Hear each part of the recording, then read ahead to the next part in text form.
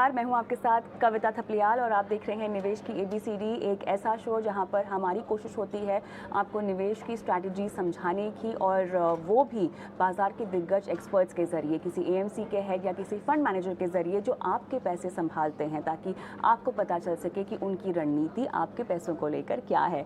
और आज का हमारा जो फोकस है वो है बैंकिंग और फाइनेंशियल सर्विसेज सेक्टर, और इसी पर हम बात करेंगे। हमारे साथ मिरा एसेट एएमसी के फंड मैनेजर गौरव कोचर भी जुड़ गए हैं। गौरव, वेलकम टू द शो। निवेश की एबीसीडी में आपका स्वागत है। गौरव, क्योंकि आप हमारे साथ आज हैं तो बात साबित है कि हम बैंकिंग सेक्टर फंड की बात करने वाले हैं, और इसकी दशा और दिशा आने वाली कुछ तिमाहियों में कैसी है, इस पर हमारा फोकस होगा।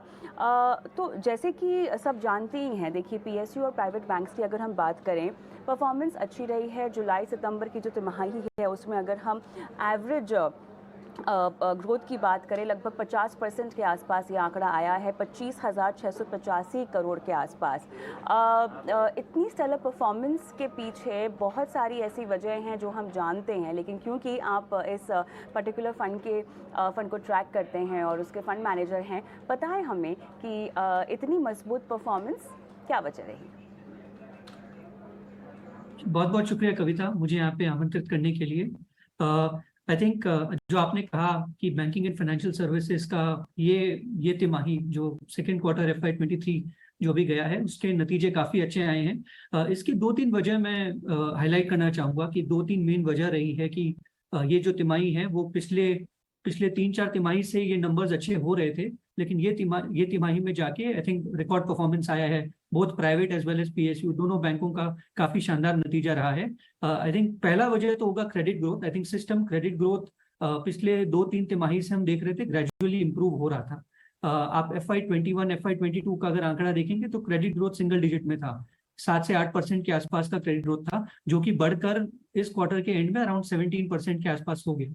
तो जब क्रेडिट ग्रोथ इतना शार्पली इंप्रूव होता है, 7-8% से 17% के करीब पहुंच जाता है, तो उसका क्लियर इम्पैक्ट आपके प्रॉफिट एंड लॉस अकाउंट में दिख जाता है, जहाँ पे जो टॉप लाइन बैंकों की होती है वो काफी अच्छे से ग्रो होती है, और उसका जो बेनिफिट है पूरा का पूरा बॉटम लाइन पे दिखता है। जो आपने बताया कि 50% के आसपास प्रॉफिट ग्रोथ आया है, उसका सबसे बड़ा आई थिंक जो फैक्टर रहा है वो क्रेडिट ग्रोथ रही है। और दूसरा मैं कहना चाहूंगा, आई थिंक आरबीआई गवर्नर जी ने जो रेट्स बढ़ाए थे लास्ट लास्ट 6-8 महीने में हमने देखे हैं, लगभग 200 करीबन 200 बेसिस पॉइंट का रेपो रेट बढ़ा है।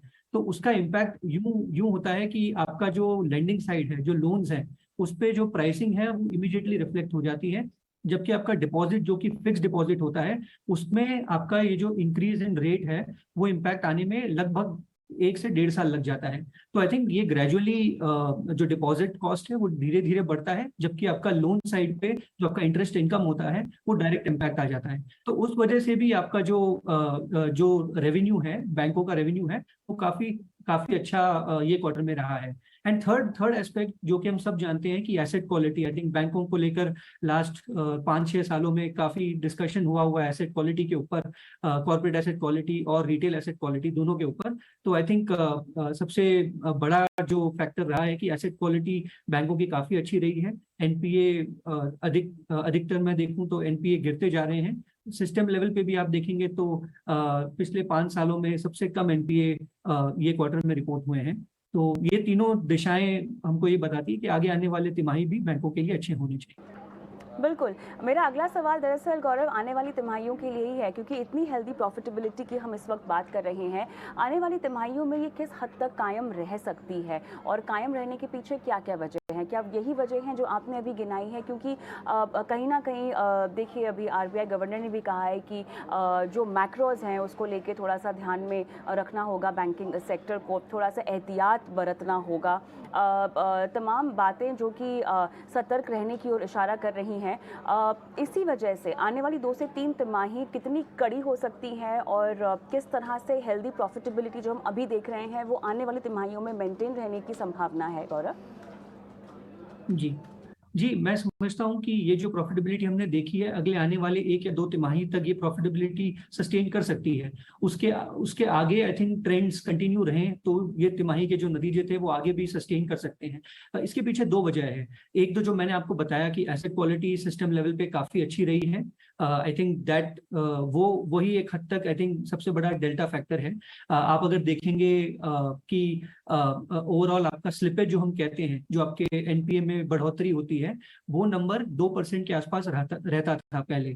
कोविड के दौरान ये नंबर 1.7 to 1.8% के आसपास हो गया था, एंड अभी मैं सभी बैंकों का एवरेज ले लूं तो 1.5% के नीचे आ गया है। तो ये हमें बताता है कि नए एनपीए सिस्टम में कितने फॉर्म हो रहे हैं। पर अगर उसकी जो तीव्रता है वो कम हो रही है, जो 2% से गिरकर 1.5% और उसके नीचे आ गए हैं, इसको बढ़ने में थोड़ा टाइम लगता है, क्योंकि सिस्टम लेवल पे अभी मैं स्ट्रेस कहीं पे देख नहीं रहा हूँ। तो ये जब तक 1.5% के आसपास रहेगा, आई थिंक जो आने वाली तिमाही के नतीजे हैं वो अच्छे ही रहेंगे, क्योंकि आपका जो प्रोविजनिंग होती है, जो आरबीआई एनपीए के सामने प्रोविजनिंग करने को कहता है, वो ऑल टाइम हाई पे है। लगभग सारे बैंकों का अगर मैं मिला लूं तो 75% के आसपास प्रोविजन कवरेज है। इसका मतलब ये है कि जितने भी मेरे एनपीए हैं उनके सामने 75% का मेरे पास प्रोविजन ऑलरेडी बनाया हुआ है।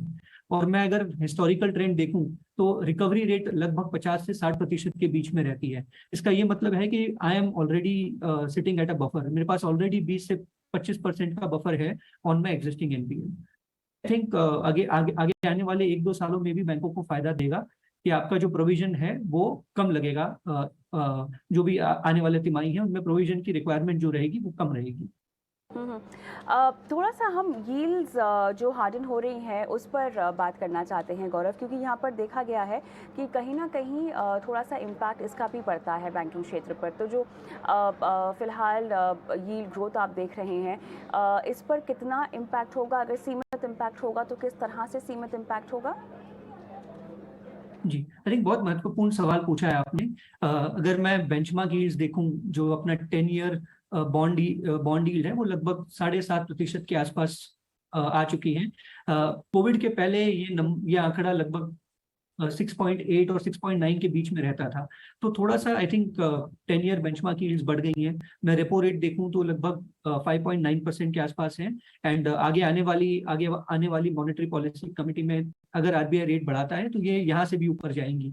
तो आई थिंक हमें क्लोजली मॉनिटर करना होगा कि इसका क्या इम्पैक्ट होता है ग्रोथ पे, क्योंकि अगर मैं होम लोन रेट की बात करूं तो अभी तकरीबन सभी बैंक 8% से लेकर 8.25% के बीच में होम लोन दे रहे हैं। जो पिछले साल 1-1.5 साल पहले की बात कर लूं तो ये जो ब्याज दरें थी वो 6.5 से 6.75% के बीच में थी। तो अचानक से अराउंड 150 to 200 बेसिस पॉइंट जो है यील्ड बढ़ गई है।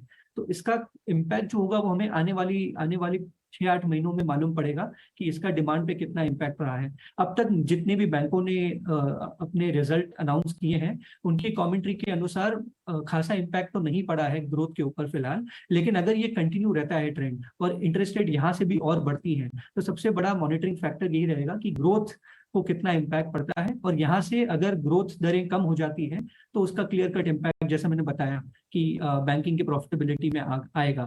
लेकिन अब तक के लिए जो डेटा पॉइंट्स आए हैं उनमें क्रेडिट ग्रोथ अभी भी 17-18% के अराउंड कायम है, और अब तक कोई स्लो डाउन होने का आसार हमें दिख नहीं रहा है।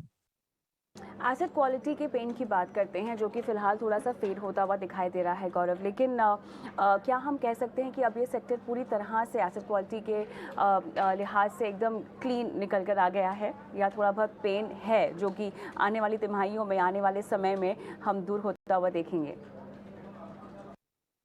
जी, एक और महत्वपूर्ण सवाल पूछा है आपने। अगर मैं 2015 से लेकर 2020 ये 5 साल का डेटा एनालाइज करूं तो एनपीए काफी हद तक क्लीन अप हो चुका है। अगर मैं देखूं बैंकों की बैलेंस शीट को तो जो कॉर्पोरेट एनपीए साइकिल आई थी, जिन 5 सालों का मैं जिक्र कर रहा हूँ, उसके अगेंस्ट में अराउंड 85 to 90% के प्रोविजन बैंकों ने ऑलरेडी बना लिया है।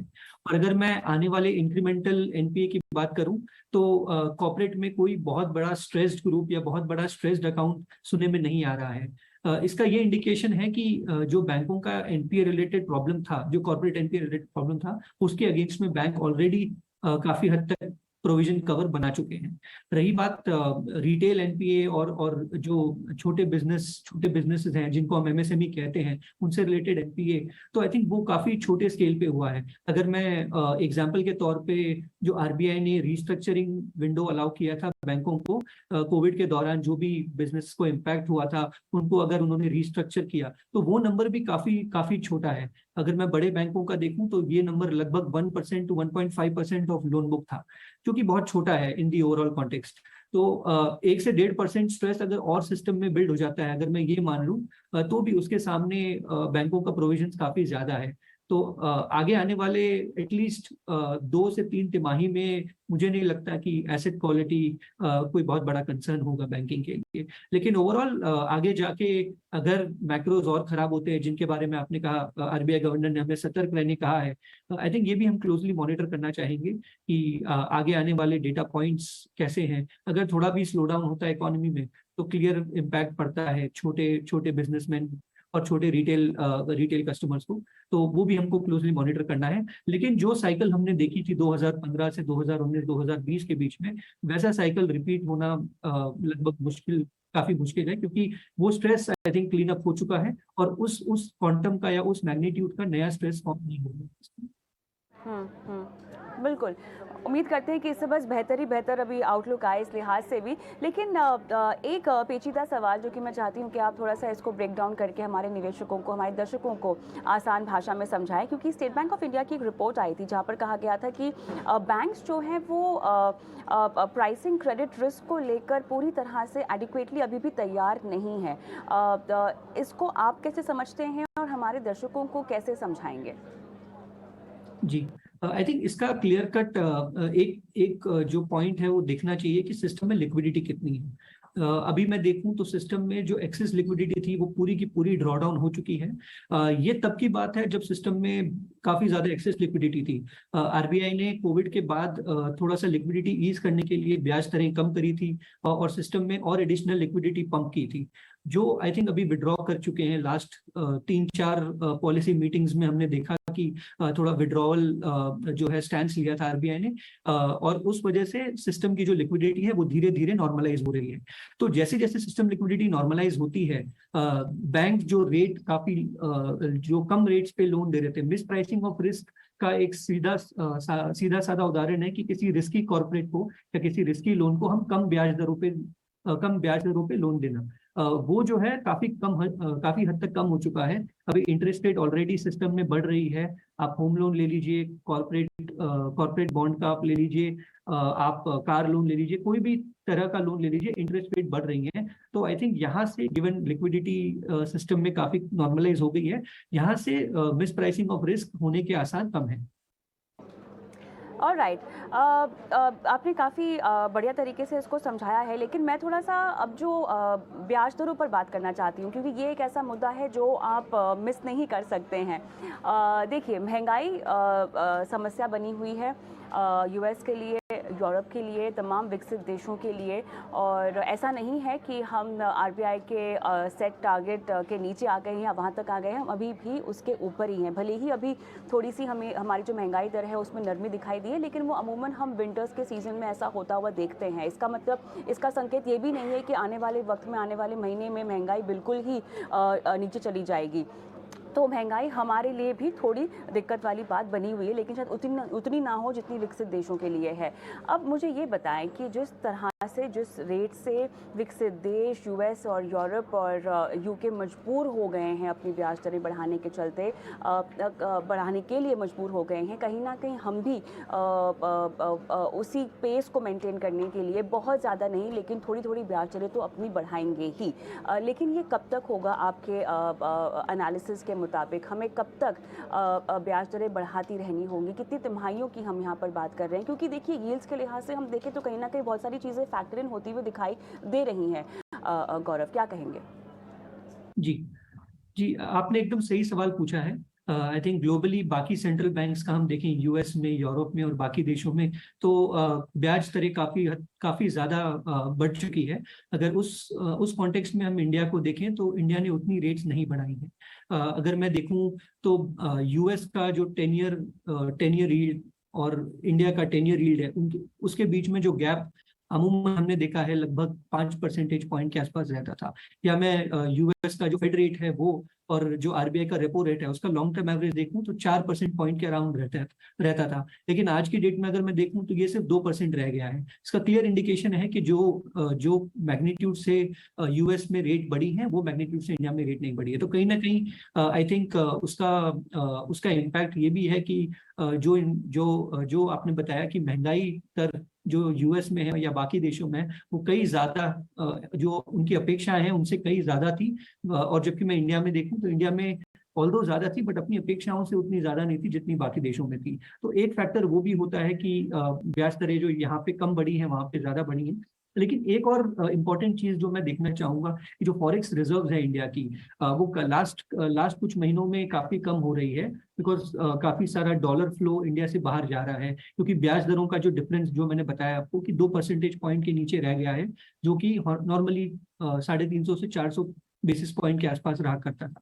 तो आई थिंक ये एक और फैक्टर रहेगा कि आगे आने वाले टाइम में अगर इंडिया को अपना डॉलर फ्लो बचाना है तो आरबीआई को अपनी रेट्स थोड़ी और बढ़ानी होगी। तो ये आई थिंक इज अगेन एक और मॉनिटरेबल है कि अपना फॉरेक्स रिजर्व्स अपने देश का फॉरेक्स रिजर्व कैसे आगे कैसे जाता है। अगर यहाँ पे हम डॉलर फ्लो आउटफ्लो देखेंगे तो आरबीआई को शायद इस वजह से ना कि इन्फ्लेशन की वजह से बट डॉलर को बचाने के डॉलर वर्सेस रुपए का जो रेट है उसे बचाने के लिए शायद एक बार पॉलिसी रेट्स बढ़ाने पड़े।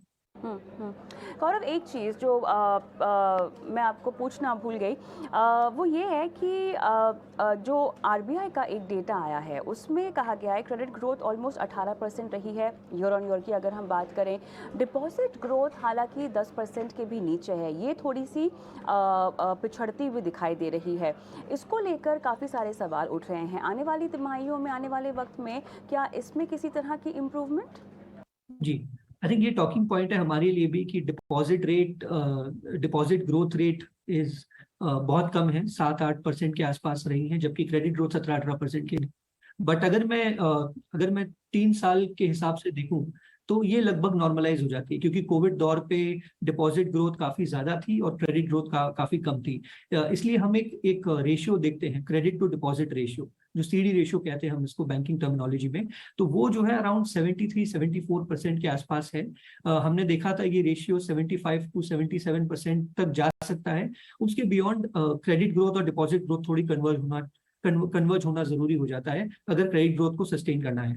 तो मुझे लगता है यही सिनेरियो प्ले आउट होगा 2019 में। अगर मेरा डेटा सही है तो 2019 के अराउंड हमारा सीडी रेशियो 78% के आसपास था। कोविड के दौरान ये रेशियो गिर के 70-71% के आसपास हो गया जो कि वापस 74-75% की ओर बढ़ते हुए दिख रहा है। तो आगे आने वाले एक साल में आई थिंक ये कन्वर्जेंस धीरे धीरे हो जाना चाहिए जहाँ पे क्रेडिट ग्रोथ और डिपॉजिट ग्रोथ दोनों ब्रॉडली सिमिलर रेंज में आ जाएंगी। तो हम भी वेट कर रहे हैं कि ये कन्वर्जेंस हो जाए। मुझे लगता है अगले 6 से 12 महीने के बीच में ये कन्वर्जेंस हो जाना चाहिए, यहाँ हमारे डिपॉजिट ग्रोथ और क्रेडिट ग्रोथ अमूमन मैच कर जाएंगे। बिल्कुल।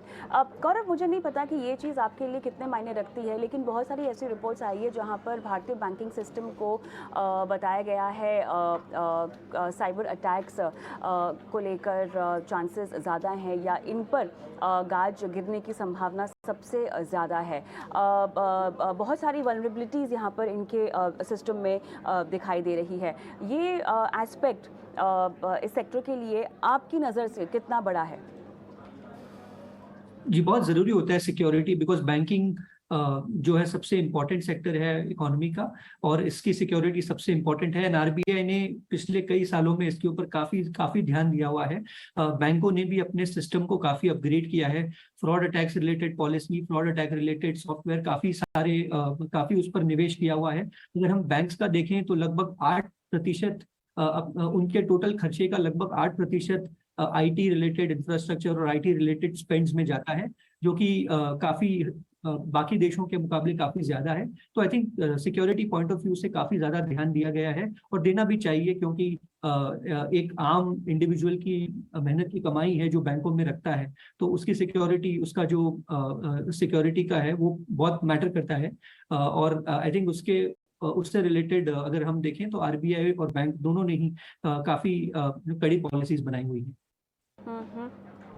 एक चीज़ जो मुझे आपसे समझनी है, पिछले दिनों ऐसा एक देखने को मिला है कि बहुत सारी एएमसीज़ ने अपने बैंकिंग एक्सपोजर में गौरव बदलाव किया है। बड़े बैंकों में अपना एक्सपोजर कम करके उन्होंने शायद थोड़ा सा ज़्यादा विश्वास छोटे बैंकों की ओर दिखाया है। अगर ऐसा कुछ चलन में आया है या अगर आप भी इस तरह की कोई रणनीति अपना रहे हैं तो इसके पीछे क्या राशनल हो सकता है, क्या समझाइश हो सकती है गौरव? जी जी, आपने सही कहा। पिछले कुछ महीनों में जो छोटे बैंक्स हैं या छोटे पीएसयू बैंक्स हैं, उनमें भी निवेश किया गया है, क्योंकि आई थिंक इसका इसका दो मुख्य कारण है। एक की साइकिल, जो क्रेडिट साइकिल है वो काफी स्ट्रांग है। क्रेडिट ग्रोथ सिस्टम लेवल पे आपने जैसे बताया 17-18% के आसपास पहुंच चुकी है। और दूसरा, एसेट क्वालिटी रिलेटेड पेन अभी है नहीं। तो इससे जो बैंक्स काफी सस्ते ट्रेड हो रहे थे, जिनका प्राइस टू बुक वैल्यू जो हम देखते हैं वो एक टाइम के नीचे था, आई थिंक वहां पे थोड़ी सी पोटेंशियल बढ़ जाती है कि जब साइकिल इतनी अच्छी होती है तब छोटे बैंक्स या जो कम वैल्यू पे ट्रेड हो रहे हैं उन बैंक्स में भी रीरेटिंग हो जाती है। तो हमने भी, और आई एम श्योर इंडस्ट्री में बाकी फंड मैनेजर्स ने भी वही कॉल लिया कि जो छोटे बैंक्स हैं या पीएसयू बैंक्स हैं जो बिलो बुक ट्रेड हो रहे थे, जो एक टाइम बुक के नीचे ट्रेड हो रहे थे, उनमें थोड़ा सा आई थिंक अपना एक्सपोजर बढ़ाया, क्योंकि वहां पे आई थिंक थोड़ा री रेटिंग पोटेंशियल हमें लगा कि ये जो वैल्यूएशन हमने देखे हैं वो यहाँ से थोड़े बेटर होने चाहिए। बिल्कुल। अब थोड़ा सा आपके पसंद को भी हम समझने की कोशिश करते हैं। आपके फ़ंड की अगर हम बात करें तो प्राइवेट बैंक्स या पीएसयू बैंक, आपका तवज्जो किस ओर ज़्यादा रहा है? किसकी कितनी किस तरह की वेटेज रही है, कुछ इस बारे में अगर आप बता सकें। आने वाली तिमाहियों में आपकी नज़र किन किन डेवलपमेंट्स पर है जिसके चलते हम फंड में तब्दीली देख सकते हैं? जी, अगर मैं मेरे banking and financial services fund की बात करूं तो आई थिंक हमारा फोकस अच्छी क्वालिटी बैंक्स के ऊपर ही रहा है, चाहे वो प्राइवेट हो चाहे वो पब्लिक सेक्टर बैंक्स। हमें दोनों अच्छी लगती है फिलहाल, लेकिन हम भी विल प्रिफर क्वालिटी। तो जो लार्ज प्राइवेट बैंक्स हैं, हमको लग रहा है कि आने वाली 2-3 तिमाहियों में भी ये जो लार्ज प्राइवेट बैंक्स और लार्ज पीएसयू बैंक्स हैं ये आउट परफॉर्म करेंगी जो छोटे पीएसयू बैंक से छोटे बैंक हैं उनको। एंड हमारी लॉन्गर टर्म स्ट्रेटेजी यही रही है कि जो मार्केट शेयर गेन कर रहे हैं, जो फाइनेंशियली जिनका परफॉर्मेंस बेटर रहा है, उनमें निवेश करना। और हम वही स्ट्रेटेजी अपनाएंगे आगे वाले समय में भी। हम्म। अच्छा, अब निवेशकों के लिहाज से अगर मैं समझना चाहूँ गौरव, तो ये बताएं हमें कि किसी निवेशक को एक बैंकिंग सेक्टर के फंड में कितना एक्सपोजर अपने पोर्टफोलियो में डाइवर्सिफिकेशन के लिहाज से अलॉट करना चाहिए, क्या कहेंगे आप? जी, आई थिंक इस पे सबसे बेस्ट, आई थिंक क्या रिस्क एपेटाइट है उसके ऊपर डिपेंड करता है। सबका अपना रिस्क एपेटाइट होता है। और banking and financial services fund, क्योंकि ये एक थीमेटिक और सेक्टोरल फंड है, आई थिंक इसका जो रिस्क एपेटाइट है वो एक कोई इन्वेस्टर जिसने मार्केट में काफी समय बिता दिया है, आई थिंक उसके लिए ये आइडियल हो जाता है, क्योंकि उन्होंने साइकिल देखी है, उन्होंने ये समझा है कि banking and financial services fund में इन्वेस्ट करना एक साइकिल को खेलना है, और वो साइकिल को समझना और उस साइकिल के लिए उतना टाइम बिताना, आई थिंक वो मैच्योरिटी एक इन्वेस्टर जिसने ऑलरेडी मार्केट में काफी समय स्पेंड किया है उससे आएगी। तो ये आई थिंक थोड़े से मैच्योर्ड इन्वेस्टर्स के लिए है, जिनका I think at least 3 to 4 years market में जिन्होंने ऑलरेडी एक साइकिल देखी है, उनके लिए बेटर रहता है। एंड बैंकिंग फाइनेंशियल सर्विसेज में हम कहते हैं 3 से 5 साल का व्यू लेके इन्वेस्ट करना चाहिए, क्योंकि एक साइकिल को प्ले आउट होने में थोड़ा समय लग जाता है, क्योंकि कभी कुछ रेगुलेटरी इश्यूज आ जाते हैं, कभी कोई मैक्रो इकोनॉमिक व्यू आ जाता है। तो I think 3 to 5 years is the time ideally जो एक निवेशक को देखना चाहिए जो बीएफएसआई फंड या बीएफएसआई सेक्टर में निवेश के लिए सोच रहा है। गौरव, बहुत बहुत धन्यवाद, आपने समय निकाला और इतनी बारीकी से न सिर्फ बैंकिंग सेक्टर बल्कि बैंकिंग एंड फाइनेंशियल सर्विसेज जो आपका भी फंड है उस पर आपकी रणनीति क्या है और किस तरह से आगे चलकर इस पूरे सेक्टर की रूपरेखा अर्जित होती हुई दिखाई दे रही है। इतनी बारीकी से बात करने के लिए बहुत बहुत धन्यवाद आपका। बहुत बहुत शुक्रिया कविता जी आपका, एंड ईटी नाउ संदेश का भी बहुत बहुत शुक्रिया हमें यहाँ पे बुलाने के लिए। Thank you.